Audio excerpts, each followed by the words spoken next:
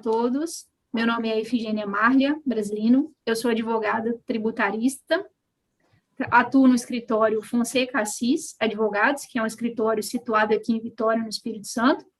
Sou membro do IBEF e também membro do ciclo de formação do IBEF Academy, que é, na verdade, como se fosse um filho mais novo do grupo do IBEF. O IBEF é uma instituição sem fins lucrativos, é o Instituto denominado Brasileiro de Finanças, Brasileiro de Executivos de Finanças, e é um instituto voltado para promover o debate e o desenvolvimento econômico e social.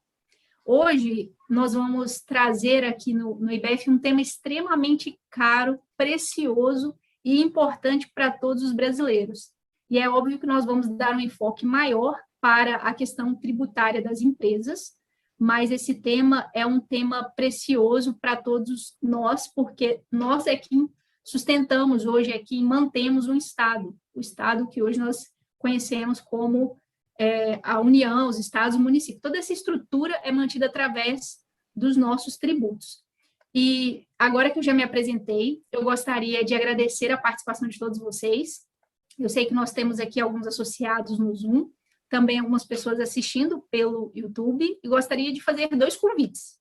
O primeiro é que vocês curtam esse vídeo lá no YouTube, se inscrevam, aproveitem esse momento para vocês não perderem nenhum outro conteúdo do IBEF, e também que vocês acompanhem interagindo conosco, já que essa live é, na verdade, como se fosse um bate-papo, uma conversa sincera, na visão de 2 profissionais do direito tributário, eu e o professor Pedro Anan, que eu vou apresentar em breve, e que, na verdade, tem a finalidade de trazer clareza, para que vocês entendam a situação atual. Nós estamos lidando ali na Câmara, onde o projeto da reforma tributária, a segunda fase, está tramitando. Então, aproveitem para participar, mandem perguntas aqui no chat do Zoom, aos associados, eu já direciono, né, esse convite, e também lá no chat do YouTube. Antes de iniciar a nossa live, professor, eu vou pedir uma préviazinha, porque eu vou fazer a apresentação dos nossos mantenedores. Afinal de contas, ninguém é uma ilha, né? Nenhum homem é uma ilha. Quanto mais um instituto grande como o IBEF. Ele tem, sim, uma participação de pessoas de grandes nomes e grandes empresas também. Então, eu quero apresentar aqui os nossos mantenedores, diamantes, que são a ArcelorMittal, a Vale, e como mantenedores masters, nós temos o Cicobi, Med Senior, como mantenedores sênior, nós temos a Audi Vitória, Audi Center Vitória, e mantenedores plenos, Apex Partners, Baker Tilly, ISH, PwC, Machado Mazei Advogados, Valor Investimentos, eBrand, Lotus, Na Capital, Mapa, Ótima, Rede Capixaba de Comunicação e Rede Vitória. Feitas essas menções, eu quero agradecer toda a participação que vocês têm conosco no IBEF, afinal de contas, toda a contribuição que vocês trazem para que o Instituto prossiga é extremamente importante, ainda mais nesse tempo de pandemia, onde nós tivemos que migrar para o online, e nós sabemos que esses desafios são realmente desafios que foram vencidos de forma gloriosa. Quero agradecer também aqui a Sara e a Yara, que colaboraram com o desenvolvimento desse evento, são 2 colaboradoras aqui do IBEF. E já passando para a nossa live, professor, eu vou lhe apresentar, porque eu acho que nada mais justo é que uma pessoa tão admirada como o senhor seja conhecida aqui no Espírito Santo também. Não só pelos advogados tributaristas, mas também pelos empresários e pelos próprios colegas que nós temos aqui que atuam na área de economia e finanças. O professor Pedro Anan é advogado, especialista em direito empresarial pela PUC São Paulo, ele tem um MBA Controller pela FEA USP, é também palestrante, autor de livros na área tributária, entre eles o IRPJ, então ele é um especialista na área, convidado para muitos eventos, e fiquei muito feliz com o convite ser aceito por você, professor. Além disso, ele também tem atuação há mais de 20 anos na advocacia. Então, uma pessoa que já passou por poucas e boas aí dentro da legislação tributária, atuando, fazendo defesa de contribuintes. Eu vou, professor, abrir para que o senhor faça os agradecimentos iniciais e a gente começa, então, a nossa live trazendo um conteúdo bem rico para os associados aqui do IBEF.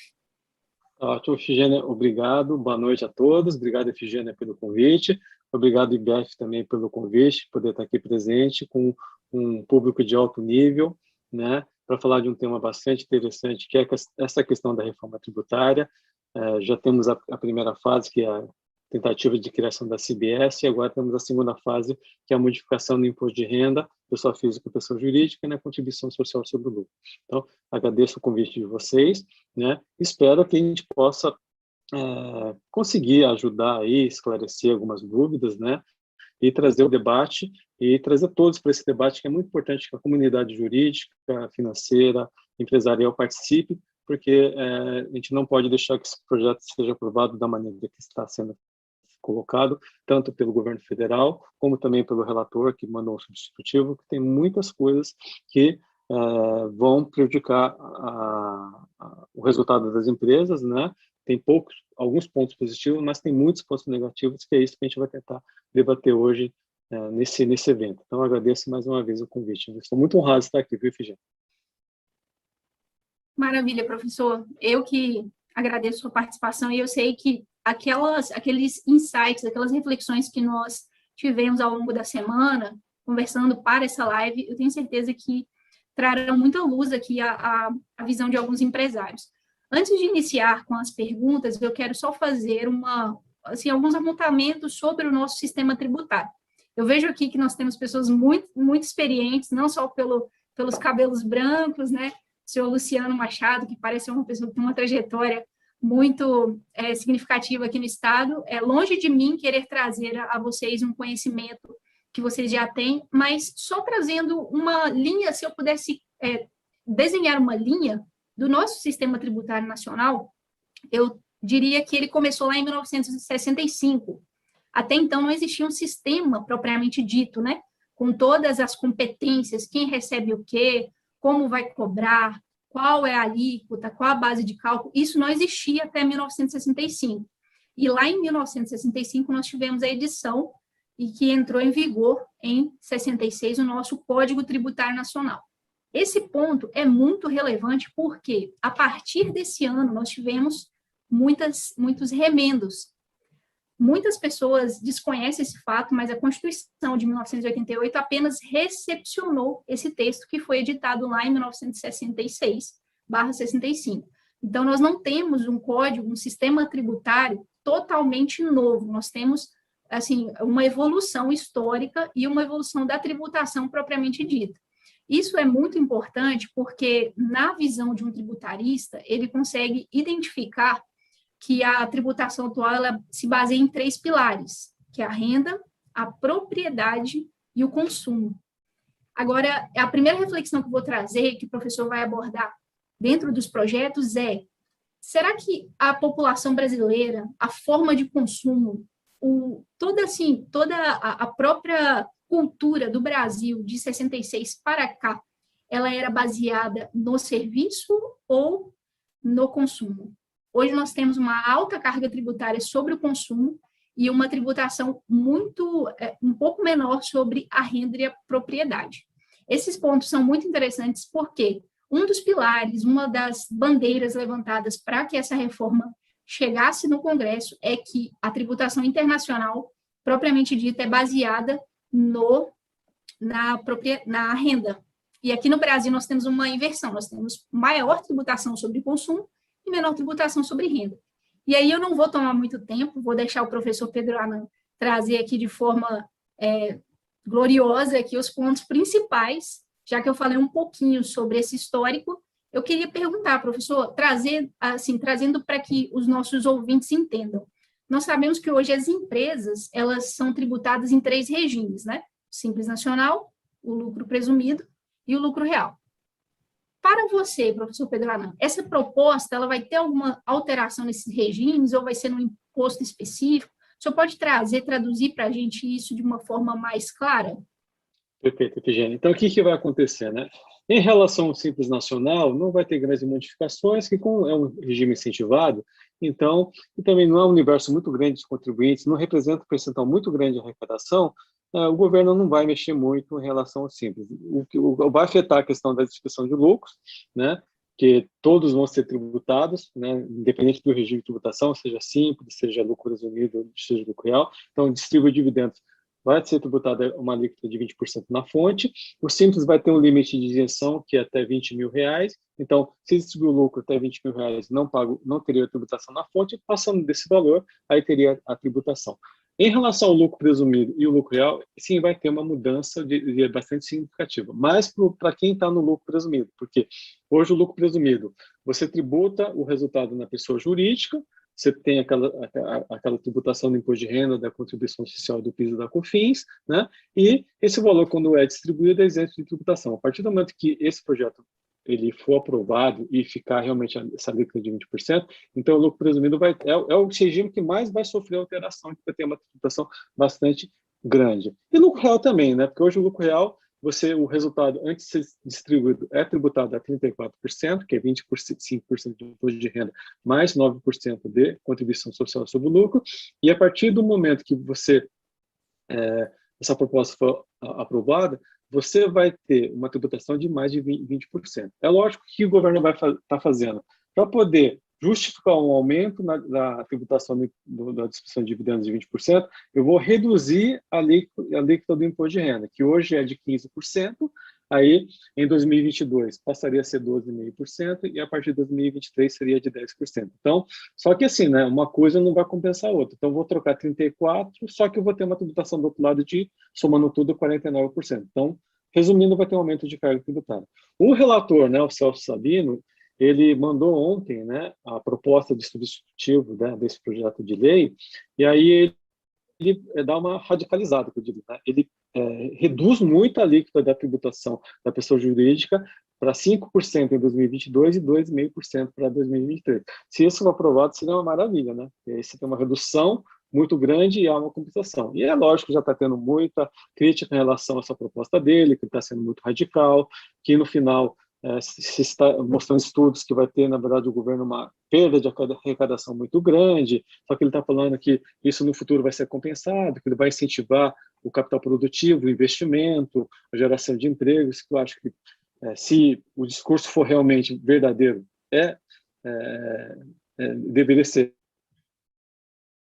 implementado, ainda mais nesse momento econômico que a gente vive, né? Que é um momento de que as empresas estão tentando se recuperar por força da pandemia, muitas pessoas desempregadas, muitas pessoas tentando sobreviver, né? Então, a proposta do governo, quando ela veio, foi muito mal recepcionada, né? Tanto é que alguns até chamam ela de deforma tributária, estão chamando o ministro de Pinóquio Guedes, né? Porque ele está prometendo uma coisa, não está cumprindo, né? Então, aquilo que ele está prometendo não está sendo colocado nessa proposta que o governo colocou. Então, assim, a gente vai ter muita coisa ainda para acontecer, a gente vai ter muito debate em relação a isso até o texto final ser aprovado e ser convertido em lei. Né?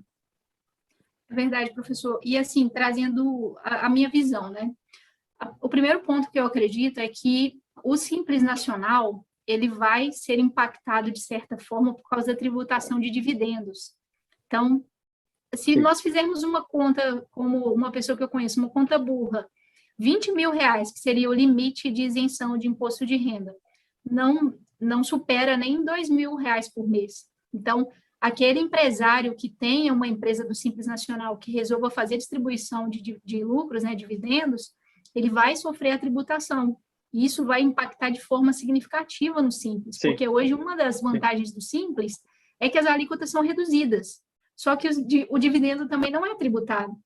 Então, eu acredito que esse impacto vai fazer com que muitos empresários comecem a refletir sobre o Simples. De certa forma, isso também é bom, porque nós sabemos que muitas empresas que estão no Simples, empresários não têm ideia de que o Simples talvez não seja o melhor regime.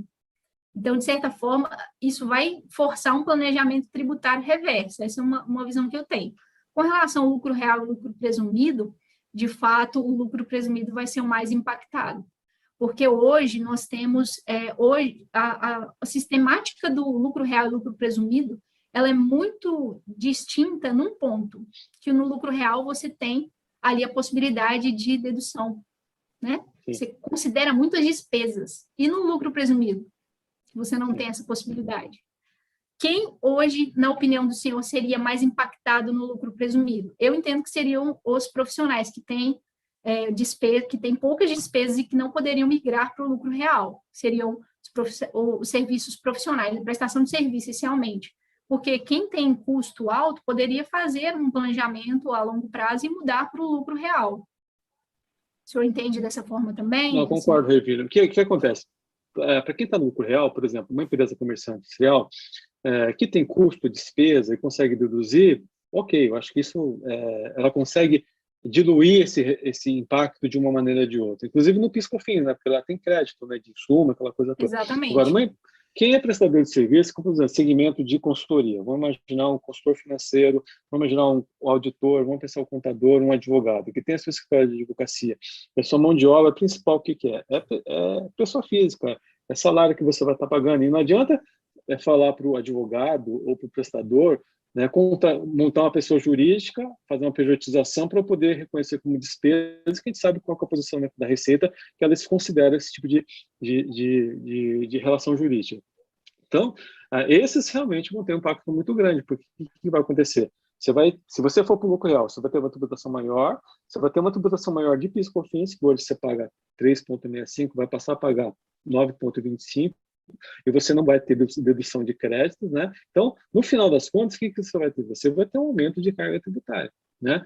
E qual que é o grande, eu diria, um cenário péssimo? As empresas vão acabar repassando isso no preço, vão acabar repassando isso para o consumidor, para o cliente, de uma maneira ou de outra. Isso vai fazer o quê? Com que haja um aumento, né, de valores, né, de serviço, de produtos, né, porque de uma maneira ou de outra alguém vai repassar isso para poder suportar esse aumento de carga tributária. Se a gente estivesse falando numa economia estável, crescimento econômico, estamos vendendo, está todo mundo bem, consumindo, não tem problema, acho que uma coisa compensa a outra. Mas a gente está falando num momento de recessão econômica, né, na qual a gente não vê luz no fim do túnel, né, ou seja, a gente não sabe amanhã o que vai acontecer. Então, né, acho que isso desanima para quem está produzindo, né? Então, esse é um impacto bastante ruim em relação a isso.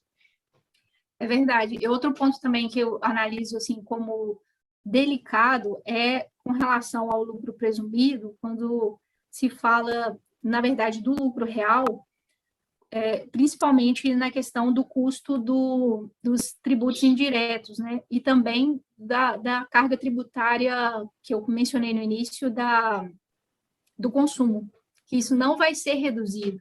Então, quando você fala de tributação de renda, ok, o cenário econômico internacional realmente tributa mais a renda. Alguns países chegam a tributar 40% da renda, só que a tributação sobre o consumo é baixíssima. Nós temos exemplos ali nos Estados Unidos, por exemplo, que é o país que a gente sempre gosta de citar, né? Que é logo aqui em cima. Eles têm uma clareza, uma transparência na carga tributária sobre o consumo, que você sai da loja com o valor do tributo que você paga, exatamente o tributo. E isso, de certa forma, faz com que haja um equilíbrio econômico. A gente não está falando só de equilíbrio fiscal, porque a nossa preocupação do empresário, preocupação do advogado, do contribuinte e do cidadão tem que ser com o equilíbrio econômico, porque nós vivemos um momento muito atípico, e eu acho que essa questão da reforma tributária, ela está sendo levada a pique por causa da situação da pandemia. Muitas pessoas não sabem, mas Sim. Ano passado nós tivemos a aprovação da PEC de guerra, que autorizou, né, por emenda constitucional, a dilatação do orçamento público. Então, o Estado teve ali uma possibilidade de se endividar um pouco mais. E aí a reflexão veio nesse sentido. E agora, como nós vamos fazer para cobrir esse valor que foi gasto a maior? A reforma tributária também está vindo nesse sentido. Aumento Sim. de carga tributária, aumento de arrecadação e possibilidade do Estado permanecer ou manter pelo menos um pouco daquilo que ele já tem construído, né? Um outro ponto também que eu acho interessante, professor, e aí já passando para a próxima pergunta, na verdade, agora eu vou fazer uma pergunta aos nossos participantes. Se vocês quiserem interagir, também mandarem alguns comentários, porque eu sei que quando fala de reforma e de alcançar o bolso do empresário não é fácil. Então, fiquem à vontade para comentarem aqui conosco. Passando para a próxima pergunta, professor, falando sobre planejamento tributário especificamente.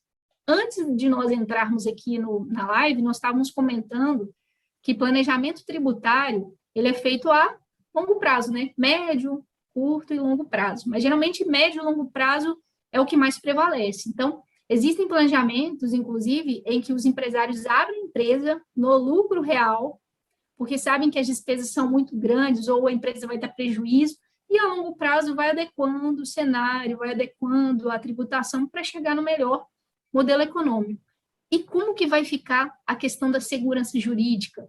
Porque se a reforma for aprovada hoje, algumas alíquotas vão passar a valer em 2022. Isso, de certa forma, também assusta.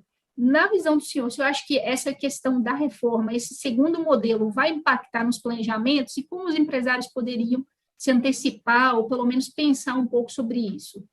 Sim, vai impactar, Efigênio, porque, assim, na proposta do governo, o que acontece?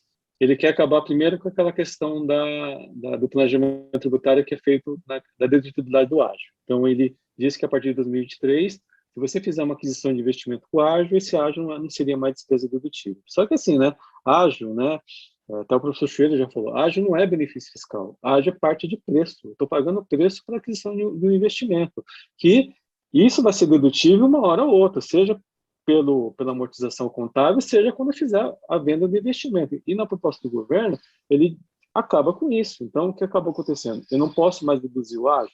Então, isso desestimula o quê? Aquisição de companhias, empresas que vêm de fora para poder fazer aquisição de investimento aqui no Brasil. Então, isso já tira, né, qualquer possibilidade de alguém de querer fazer investimento aqui no Brasil. Porque, vamos lembrar, essa possibilidade de fazer incorporação de sociedade com ágio e tornar em ágio a despesa do investimento foi criado quando? Lá em 1997, para poder incentivar as privatizações. Então, para poder atrair investidor internacional, para poder comprar empresas no Brasil que foram privatizadas, se criou esse mecanismo. E o governo está querendo acabar com isso. Fora que, por exemplo, na ampliação de rol de empresas que vão ser tributadas pelo lucro real, o governo, o que ele colocou como obrigados a ser tributados pelo lucro real, acabando com a possibilidade de qualquer planejamento tributário. Primeiro, as empresas patrimoniais. Então, hoje, o que muita gente faz? Eu tenho lá meus imóveis na pessoa física, que estou pagando 27,5% de imposto, eu transfiro isso para uma pessoa jurídica, eu vou pagar a alíquota do lucro presumido, no qual eu tenho uma tributação menor de algo em torno de 12%. Então, a partir do momento que essa reforma for aprovada nos termos que o governo quer, você acabou com esse planejamento. Então, não vale a pena mais constituir empresa patrimonial. E sendo que essas empresas foram constituídas para quê? Não só por uma questão tributária, também por uma questão sucessória. É uma empresa familiar que eu estou querendo separar a empresa operacional dos bens pessoais dos sócios para poder criar uma holding patrimonial, e essa holding poder administrar a sociedade e poder eu preparar a sucessão empresarial. Então, a partir disso, vocês estimulam esse tipo de operação. Então, o que as empresário vai fazer? Eu vou continuar com o imóvel da pessoa física, por exemplo. E aí não vou criar mais uma holding. Então, até que ponto isso é vantajoso ou não? E também, no caso, aquelas empresas que são de artistas, jogadores de futebol, de executivos, no qual você criou, né, para poder prestar um serviço, para poder explorar a imagem, né, o direito de voz, né, o Neymar, por exemplo, né, vamos pegar, né, um Faustão, por exemplo, ou qualquer outra pessoa que tem a sua imagem muito forte. Eu exploro pela pessoa física com o direito que eu tenho. Eu posso ceder o direito de imagem. A partir do momento que esse projeto for aprovado de acordo com o governo quer, eu não posso mais fazer isso.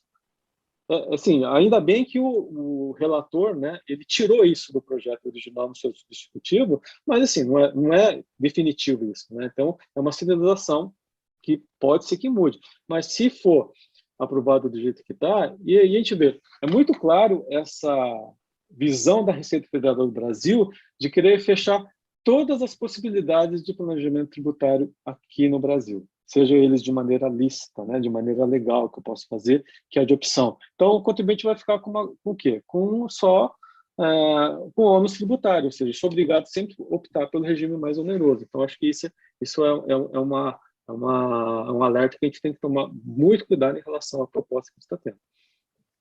É verdade, professor. Outros dois pontos também que eu vejo que vão impactar muito na questão do planejamento tributário é o juros sobre capital próprio e a tributação dos fundos de investimento, né?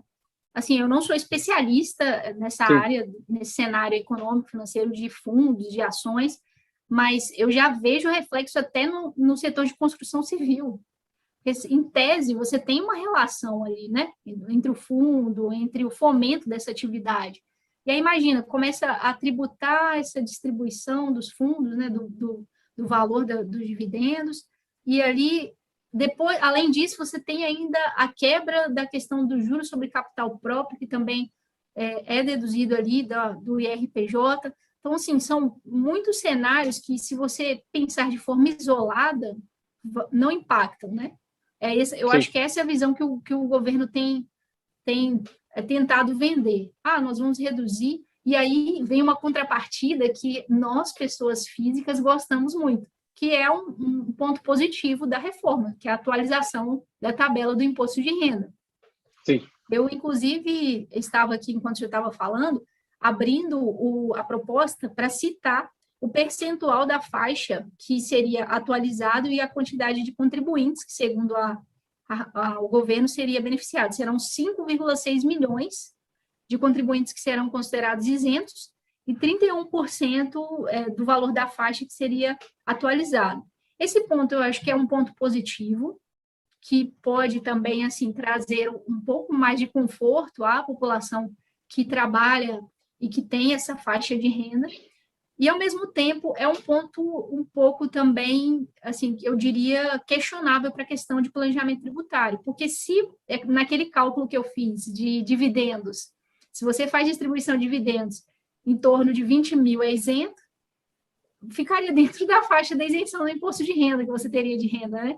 E aí eu Sim. quero aproveitar e perguntar, professor, você até mencionou que, dependendo, né, do cenário da empresa, haveria até um estímulo para a quebra da pejotização, que seria, na verdade, as pessoas passarem a exercer atividade mais como pessoa física. E Sim, sim. como que funcionaria? Assim, eu acho que isso é uma tendência, porque eu ainda acredito que a tributação de pessoa jurídica é mais vantajosa sempre em algumas atividades. Mas, para fim de planejamento tributário, isso seria viável de alguma forma? O que vai acontecer, Virginia? Hoje, por que é viável, por exemplo, uma pessoa física montar uma pessoa jurídica e tributar no lucro presumido? Não vou nem falar no simples, tá? Mas, por exemplo, no nosso caso, um advogado, por que eu vou montar um escritório de advocacia e hoje eu posso ser uma sociedade individual de advocacia, porque a lei permite que eu possa fazer, né? Do que tributar na pessoa física? Porque eu vou tributar na pessoa física 27,5%, né? Por quê? Vamos já, eu não estou nem falando das alíquotas, né, de 0 até 27,5%. Vou tributar 27,5%.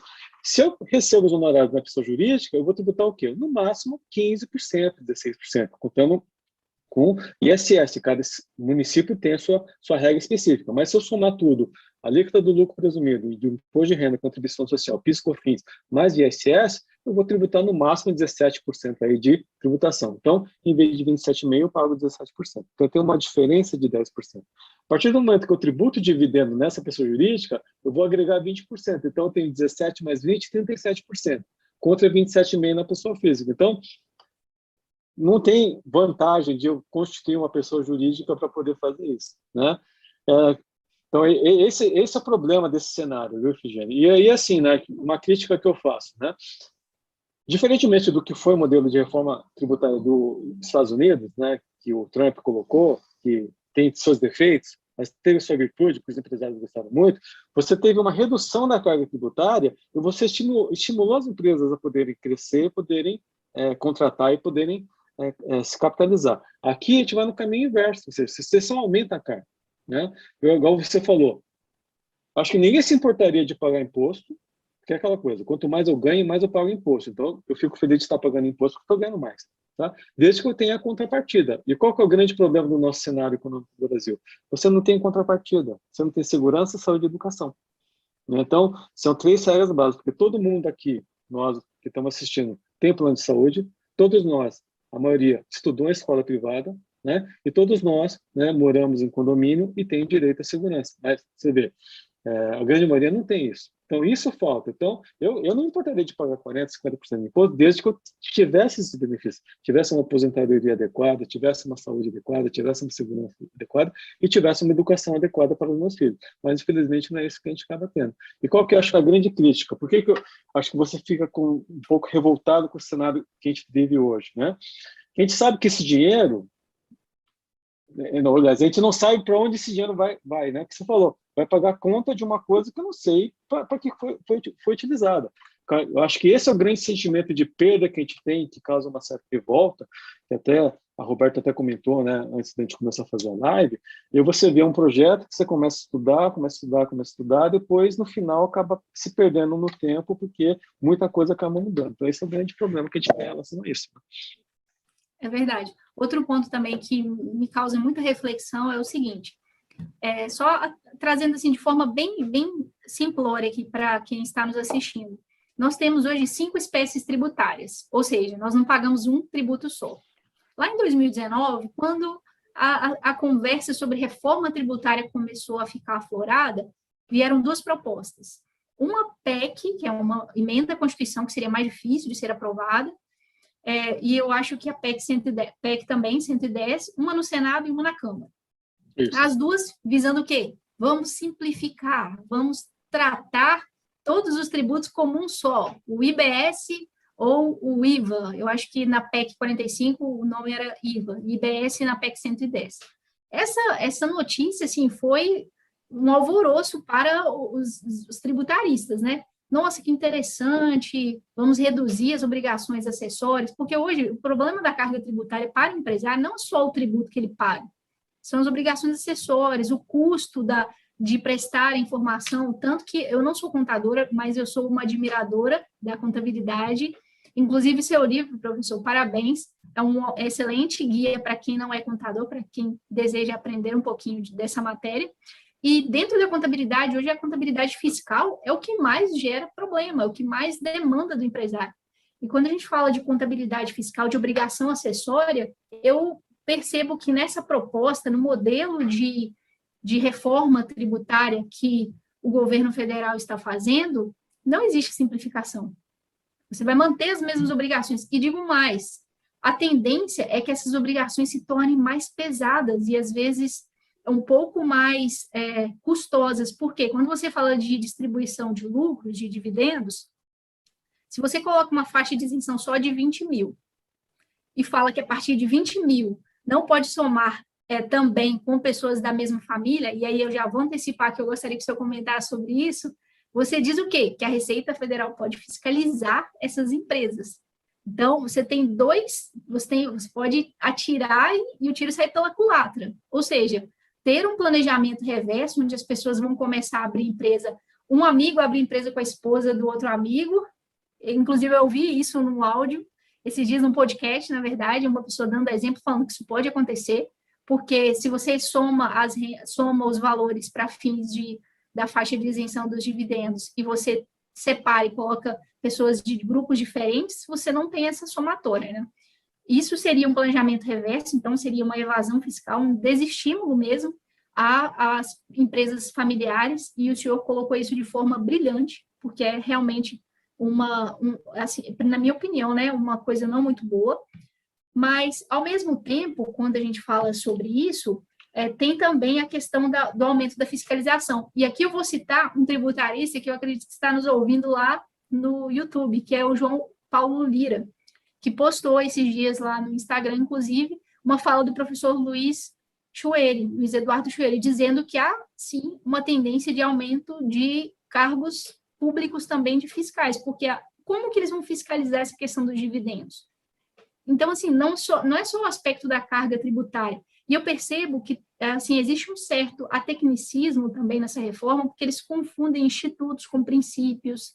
E aí, eu até ia falar também sobre a quebra do princípio do imposto de renda, um dos principais princípios do imposto de renda. Eu queria pedir para o senhor mencionar também esses pontos. Não, então o que acontece, né, Efigênia? Você levantou bem um ponto. Essa questão de obrigação acessória realmente é um dos maiores custos hoje que as empresas têm aqui no Brasil. Enquanto outros países que são mais simples o controle, você tem uma ou duas pessoas na área fiscal, a gente tem 20, 30 pessoas na área fiscal só para fazer obrigação acessória, porque o SPED toma muito trabalho. E aí você tem que fazer uma tal de subcontas e mais subcontas para poder fazer o controle de uma série de coisas, e você não pode errar, porque um erro é uma multa muito grande e você não pode ficar retificando, né? Então, essa questão do dividendo de tributação vai criar uma obrigação acessória a mais, que é uma retenção na fonte, você como responsável vai ter que fazer, vai ter que preencher mais algum tipo de informação, mais um tipo de controle, portanto, vai ter toda uma consequência. E eu vi esse comentário do professor Schwer, e realmente ele falou bem. Ou seja, isso pressupõe o quê? Aumento de fiscalização. Para ter aumento de fiscalização, você tem que ter aumento de números fiscais. Então, para ter aumento de números fiscais, você tem que ter orçamento para isso. Então, ou seja, é o cachorro correndo atrás do rabo, né? Então, isso fica sendo uma coisa extremamente complicada. E essa reforma que você falou da questão da quebra de princípio, se você vê, né, alguns pontos, por exemplo, a redução de capital ao valor de mercado, ali você tem uma quebra de princípio da renda, né? Ou seja, você vai tributar algo sem ter fato gerador. Então, ele não te dá mais opção de você devolver o bem a valor contábil, ele obriga você a fazer a avaliação do bem e devolver o valor de mercado, e a pessoa jurídica vai ter que pagar o imposto sem ter tido renda, né? É uma renda potencial. E quem me garante que esse imóvel, esse bem, né, ele vai ter esse valor quando eu fizer a venda desse bem? Né? Então, só que eu estou antecipando o imposto agora, neste momento.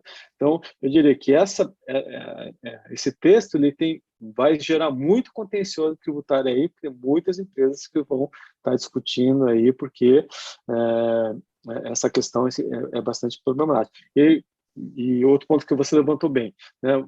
O nosso empresário brasileiro, né, apesar de ele não ser formado em direito, não ser tributarista, não ser contador, ele é um ser humano criativo. Né? Então, ele vai criar um jeitinho para tentar driblar a regra, para tentar fugir do imposto. Seja de maneira lícita, seja de maneira ilícita.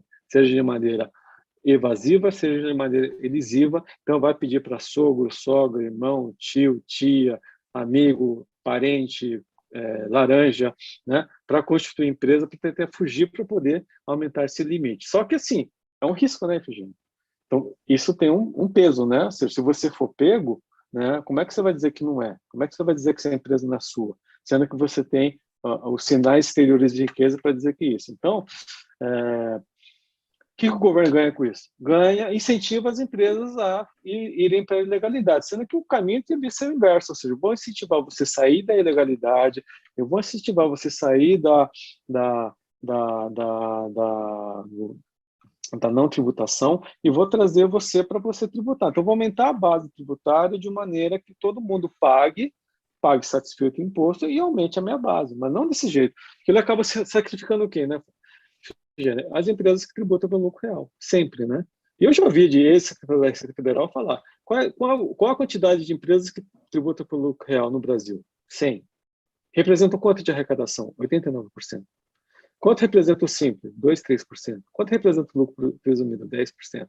Então, o que me interessa? É pegar um banco, pegar uma companhia como a Vale do Rio Doce, como a ArcelorMittal, né? Pegar uma empresa grande que tributa pelo lucro real. Por quê? Né? O fiscal vai lá, ele faz um auto de infração, já sai com um valor grande, né? Então ele não tem muito trabalho. Por que ele vai fiscalizar uma padaria? Que vai vir com valor, né, que não vai compensar o trabalho. Então, acho que essa distorção de valores e princípios, né, que a gente tem, é que a gente tem que mudar. Né? É verdade. E existem mais dois pontos, assim, essa proposta, na minha opinião, esse projeto, ele tem pontos positivos. E esses pontos positivos podiam passar, né? Podiam ser aprovados, Sim. na minha opinião. Sim. Dentre eles, por exemplo, é a avaliação de imóveis, né? O ajuste da avaliação de imóveis ali na declaração de imposto de renda. E aqui eu vou contar uma anedota bem rápida aqui, para quebrar um pouco essa dinâmica, porque quando a gente fala de tributação, tem que sempre pensar na vida real também. Recentemente, uma pessoa, um conhecido, um amigo próximo, perguntou, né, como que funcionaria se isso era possível, se era possível reajustar o valor do imóvel na declaração de imposto de renda.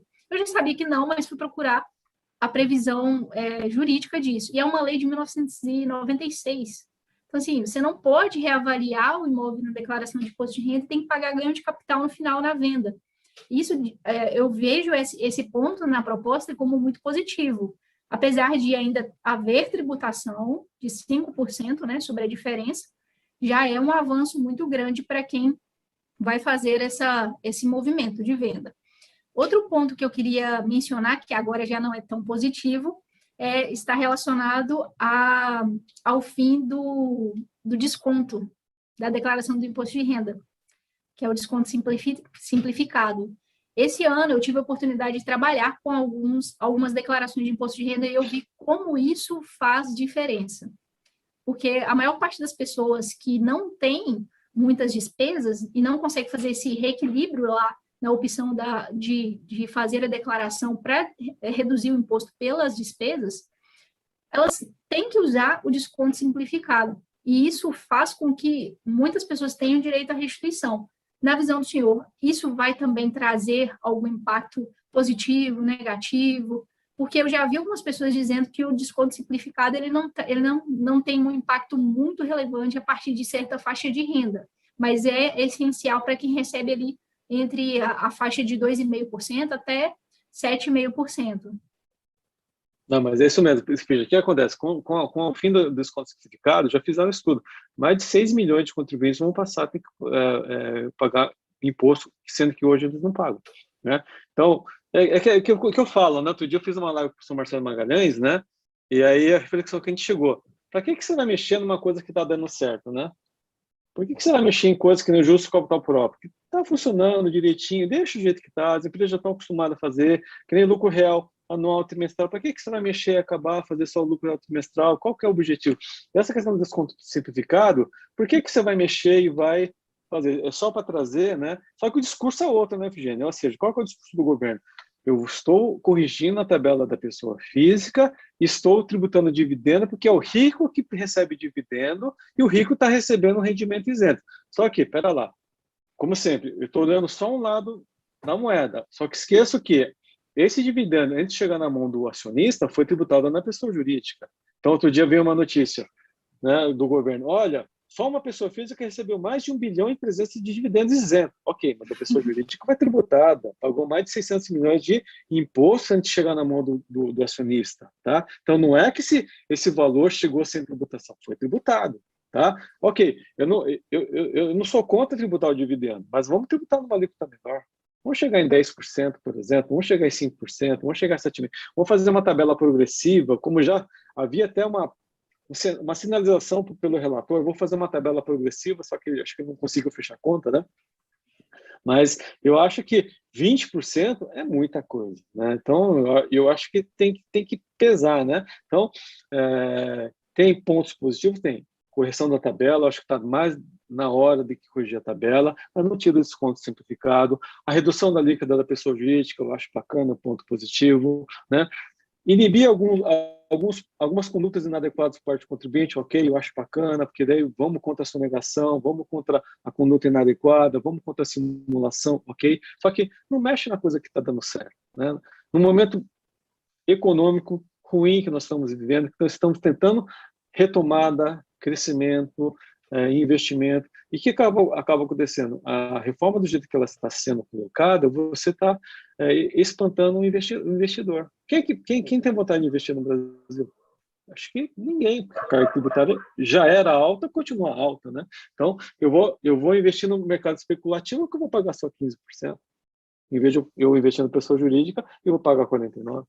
Eu ouvi muito dessa comparação. Ah, mas no mercado de ações, né, day trade, vai ter uma tributação diferente. E aí eu fico pensando o seguinte, agora que o senhor falou, eu fiz uma reflexão inversa. Se você vai retirar a possibilidade de desconto simplificado, mas vai trazer mais contribuintes para serem tributados, é assim, é uma jogada de mestre, porque se você vai aumentar a faixa de isenção, e aqui eu mencionei que seriam 5,6 milhões de contribuintes e 6 milhões vão passar a ser tributados, em tese você vai ter mais contribuintes tributados do que aqueles que vão passar a ser isentos, né? Sim, então, essas reflexões a gente consegue alcançar quando realmente debate o tema. O Marcelo comentou assim, evento muito rico, parabéns aos dois. Obrigada, Marcelo. Você que é um grande advogado aqui na Grande Vitória, nós também te admiramos muito, principalmente pelos debates lá no IBF Academy. E Professor, agora eu sabia que tinha pergunta do Marcelo. Vamos ver a dúvida dele. Claro. Nós vamos abrir para a sua pergunta e logo depois nós vamos para o fechamento, porque o horário da live também já está bem próximo de encerrar. Perfeito. Deixa ele concluir aqui. Enquanto você formula a sua pergunta, Marcelo, eu vou contar só uma reflexão. Quando nós falamos sobre planejamento, sobre responsabilidade e também tributação, esses pontos são pontos que o empresário precisa ter, não só em mente, mas, assim, como objetivo de gestão. É por isso que o nosso CQC, significa Comitê Qualificado de Conteúdo, é sobre gestão e performance de negócios. Nós estamos trazendo essa visão para que vocês reflitam sobre esses temas, depois, se quiserem assistir novamente a live. E eu quero só trazer aqui contar uma história antes de ler a pergunta do Marcelo, que é a seguinte: professor, essa questão de reforma mexe tanto conosco, tanto com o empresário, com o advogado, que recentemente, conversando com uma advogada, ela mencionou que a filha perguntou para ela assim: mamãe, o que está havendo no nosso país? Por que tantas reformas? Essa foi a pergunta que ela fez. E aí eu vou deixar só essa pergunta, essa reflexão, por que tantas reformas, para no final nós trazermos as nossas visões. Eu tenho uma visão muito particular sobre essa proposta do governo e eu sinto que ela é um conjunto, ela está em conjunto com outras ações. E depois o professor também vai mencionar o que ele pensa. Mas, lendo a pergunta do Marcelo, simples é benefício que torna o mercado assimétrico? Tipo, sabemos que muitas isenções são benefícios para determinados grupos. O simples seria também? Não seria justo abrir o simples para todos? Perfeito. Não, o simples, né? Ele é uma opção do contribuinte, né, de poder tributar de uma maneira mais simplificada, né? Ele é um regime jurídico totalmente especial, né? Então, na verdade, ele incentiva os pequenos empresários, micro e pequenos empresários, para poder sair da ilegalidade para vir para a legalidade, né? Se é justo para ir para todo, eu acho que sim, né? Eu acho que seria o princípio da isonomia, né? Eu acho que poderia, né? Só que ele cria algumas situações, né? Por quê, né? Por que ele cria aquelas situações? Porque, volto a falar, o empresário brasileiro, ele é criativo, né? Então, ele vai procurar brechinha para criar várias empresas do Simples para poder fugir da tributação. É o caso de empresas, principalmente da área de construção civil, né? Você cria lá um monte de empresas do Simples para prestar serviço para a empresa operacional, para fugir da tributação, para não pagar encargos previdenciários e pagar menos tributação. E quem são os donos da empresa do Simples? São as esposas, né? São os filhos, são as noras, são os genros, né? E aí, quando briga, separa, aí começa a surgir os problemas, né? Porque daí começa a tirar os esqueletos dos armários. Então, realmente é uma problemática.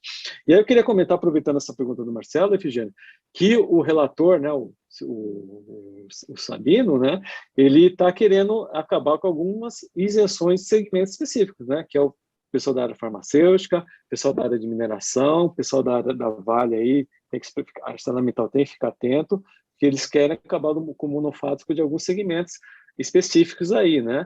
A questão da tributação de, acho que auxílio moradia, se não me engano, também está querendo acabar, e auxílio transporte também. Então, ele está vendo com umas coisas que o governo não estava querendo mexer, mas ele está querendo mexer, então isso vai fazer o quê? Vai ampliar mais a base tributária. Até saiu uma notícia disso essa semana, falando que eles vão pegar alguns segmentos, tirar essas isenções para poder compensar também a arrecadação e o impacto dessa PEC da guerra. Só, assim, atualizando quem não é da área jurídica, quando nós falamos de tramitação de projetos de lei, você fala de vários procedimentos, é como se fosse mesmo várias matérias e várias responsáveis por revisar aquele projeto. Então, nós estamos na fase em que o relator teve a oportunidade de trazer algumas visões do ponto de vista político dele, porque nós sabemos que isso também impacta bastante no projeto, e é isso que o professor mencionou, que foi apresentado um projeto substitutivo e que vai agora, junto com o projeto original, tramitar para sofrer as devidas emendas. Então, tudo que nós dissemos aqui daqui a uma semana pode ser alterado. Talvez valha uma live número 2, né, professor? Sim, sim, com certeza. Efigênia, tem muito, essa novela tem muitos capítulos ainda, muitas emoções. Com certeza. Professor, então, já passando para o final do nosso evento, se alguém tiver mais alguma pergunta, o momento é agora. E eu vou abrir para que o senhor traga a sua visão sobre a reforma tributária, sobre o cenário, aquilo que os empresários esperam, aquilo que eles acham importante. E vou aproveitar que o nosso presidente apareceu aqui também e dar a palavra para ele. Então, vou dar a palavra para ele antes de passar para você, professor Pedro Anano. Não, tranquilo, tranquilo. Olá, Maria, olá, Pedro, muito obrigado. Desculpa eu ficar com a câmera fechada aqui. Eu estava no outro compromisso, mas eu estava escutando aqui com 2 fones diferentes aqui, mas não podia perder de jeito nenhum, estava no compromisso profissional. Mas, poxa, puxa vida, muito boas falas de vocês. Eu tenho 2 perguntinhas, posso? Tem esse tempinho aí, Maria, para fazer? Certamente. Pode fazer a pergunta, o professor Pedro Ana responde e eu depois só pincelo. Tá bom. Bom, primeiro, com relação, o senhor comentou, professor Pedro, sobre a questão dos incentivos, dos benefícios, né? Eu acho que essa é uma discussão muito, muito relevante, mas tão relevante também é a questão do custo Brasil, né? As assimetrias que a gente tem em relação aos produtos que podem ser trazidos para o Brasil de outras regiões que basicamente não têm o que a gente tem aqui de ineficiências, né? Seja ineficiências tributárias, ineficiências trabalhistas e outras que a gente tem no nosso país que a gente conhece muito bem.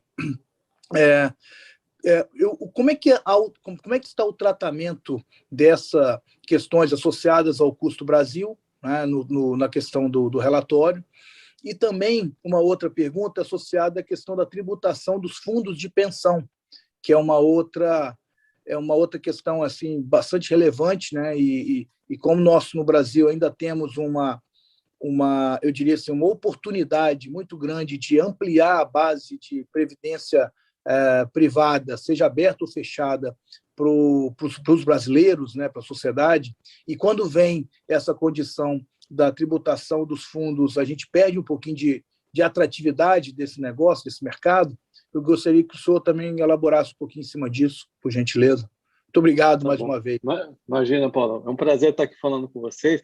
Essa relação do custo Brasil, né, infelizmente, né, que você falou, a gente tem coisas que nós não produzimos, não temos capacidade, isso é mais barato importar, que é o caso de a gente trazer da China, né? Isso é muito mais barato trazer da China, porque lá a mão de obra é muito mais barata que a nossa, e o custo a gente não consegue competir, né?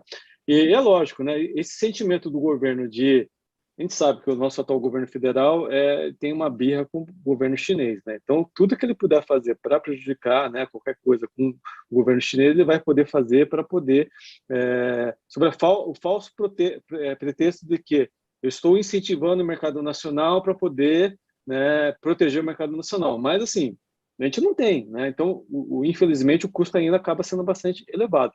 Eu só vou dar um exemplo. Semana retrasada, eu fui procurado por uma empresa que ela importa scooters elétricas, que a gente não faz no Brasil, e ela não consegue competir entrar em licitação porque o custo é muito alto só do imposto de importação. E ele perguntou, será que a gente não conseguiria um ex-tarifário? Eu falei, conseguir a gente consegue, eu não sei se o governo vai querer mexer nisso agora, né? Porque, assim, muda muita gente, está tendo muita mudança, e aí o que eles falaram? Que, assim, eles não conseguem fazer no Brasil. E aí eu fui atrás para ver a questão do ex-tarifário, aquela coisa toda, e um colega meu que já trabalhou com isso falou, Pedro, o grande problema, acho que a gente até consegue, é que você tem movimentos internos frente de entidades de classe, né, entidades de força, que, para justificar, né, e impedir que você faça isso, eles vão dizer que, não, mas no Brasil tem 7 empresas que fazem isso, só que eles vão levar 3 anos para poder conseguir desenvolver esse produto aqui no Brasil, e assim, eu perco a competitividade. Então,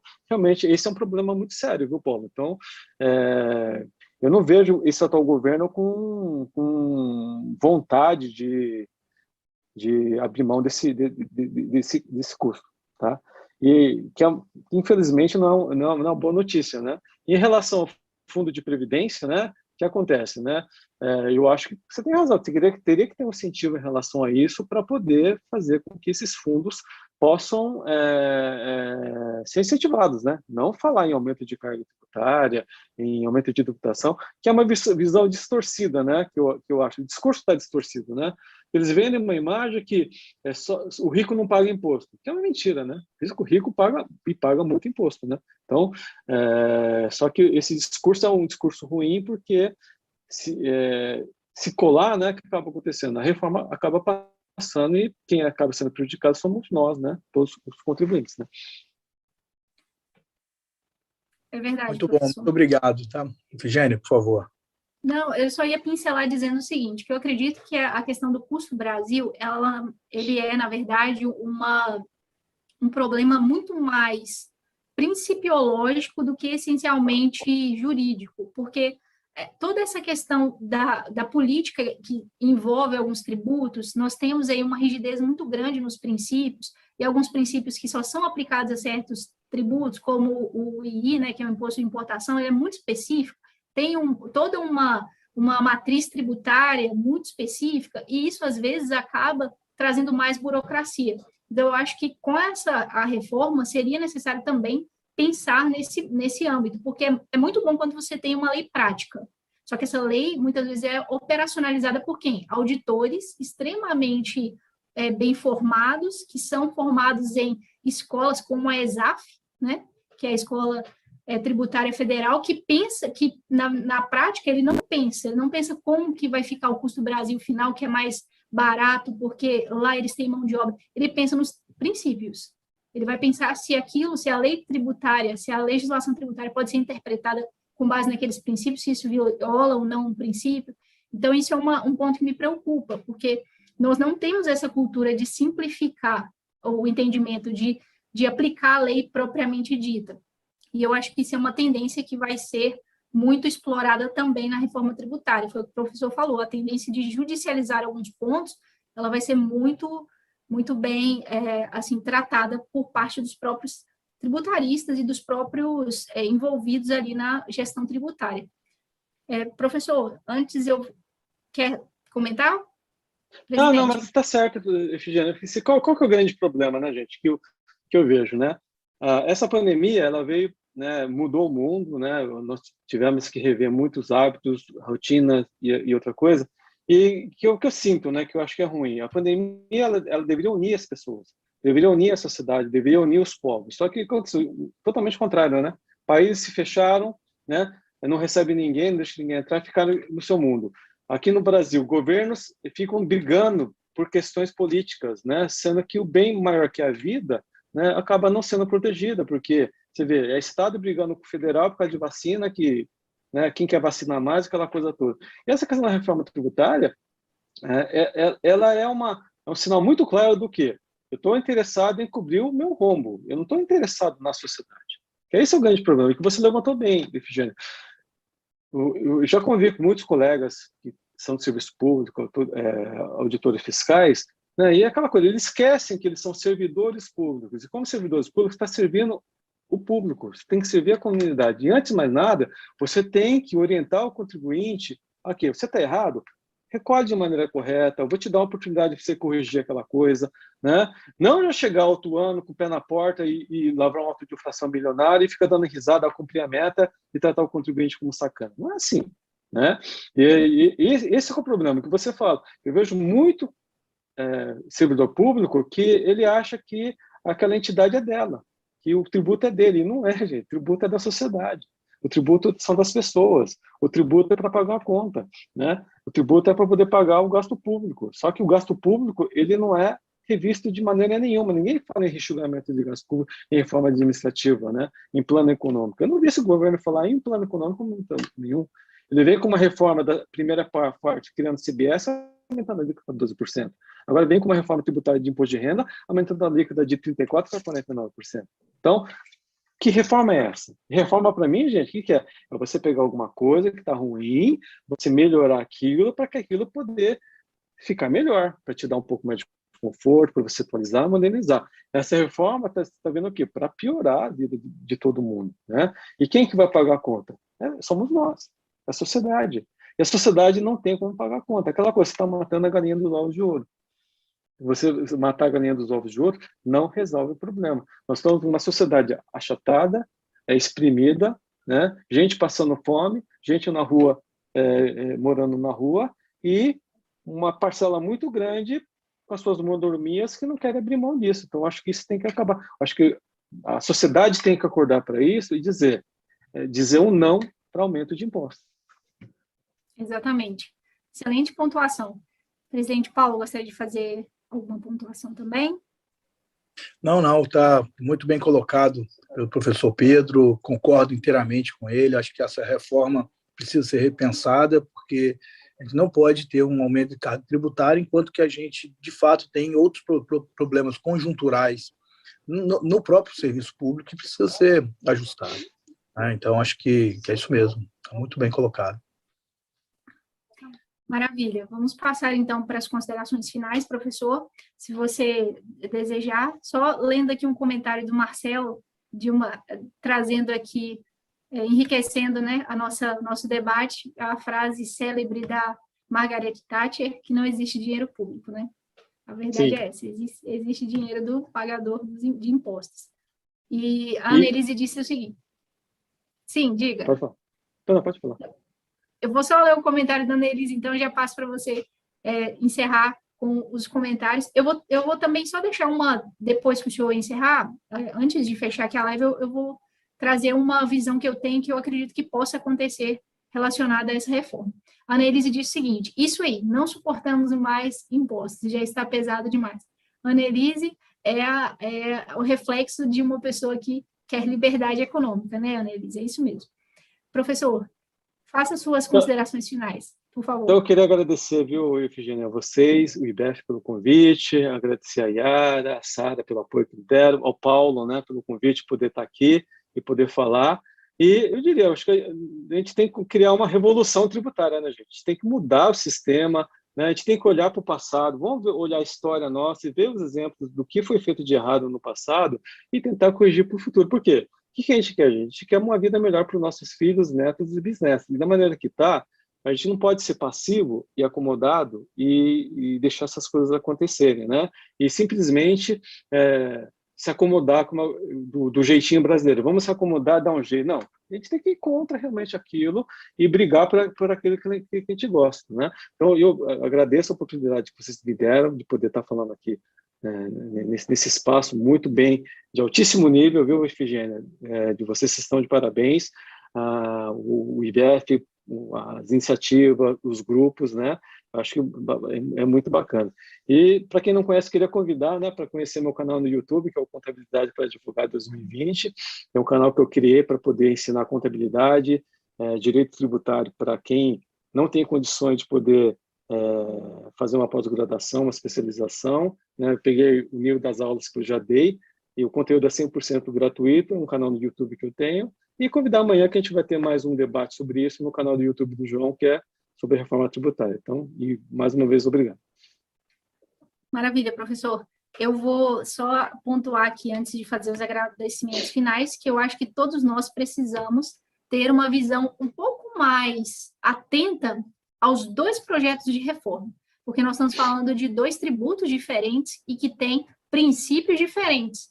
O imposto de renda, ele não tem uma vinculação específica, então tudo que o governo arrecada, ele pode investir como ele bem entender. Agora, a contribuição para o PIS e COFINS é um pouquinho diferente. Então, o fato deles terem feito esse desmembramento, na minha visão, é uma estratégia também de arrecadação, porque se você reduz o imposto de renda agora com esse projeto substitutivo e mantém a CBS, que vai unificar o PIS e COFINS da forma que está, nós ainda teremos uma carga tributária alta.